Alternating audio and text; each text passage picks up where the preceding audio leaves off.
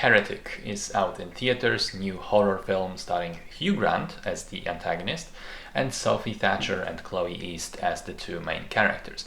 It was directed by Scott Beck and Brian Woods, whose previous film 65 starring Adam Driver did not inspire confidence, but fortunately this new endeavor is much more successful.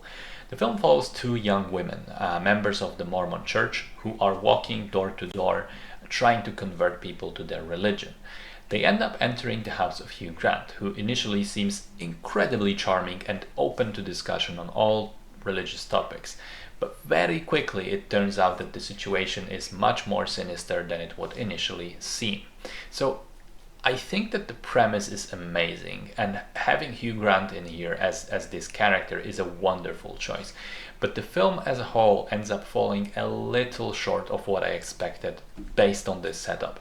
I mean, the first half hour or so is very good. It features interesting cinematography, it does a good job of setting up the two characters and hinting at their underlying views, which are not necessarily 100% aligned with what they would seem on the surface. Then Hugh Grant comes in, he's having a blast being his charming self, but in a sinister way. And I think his little tics and smiles and micro expressions just fit like a glove in a role of a horror villain. And I would love to see him play these types of characters even more. I mean, he did already play villains in The Gentleman and in Dungeons and Dragons.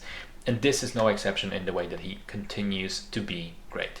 And then with his character, the movie introduces some interesting themes revolving around religion, such as approach to belief and faith, exploring other religions other than your own, and most interestingly, the idea of iterative repetition in beliefs across history. But the problem is, as the movie goes into the second half, it runs out of steam and it seems like it doesn't really know where it wants to go with all these topics. It's an example of great setup and not such a great follow-up.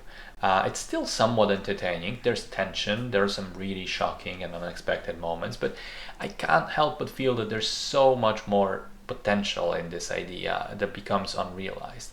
And I also wonder if the movie should perhaps have leaned more into the supernatural aspects, because in the end the explanation is kind of underwhelming, but then again maybe it was intended to be part of the commentary on religion just as well.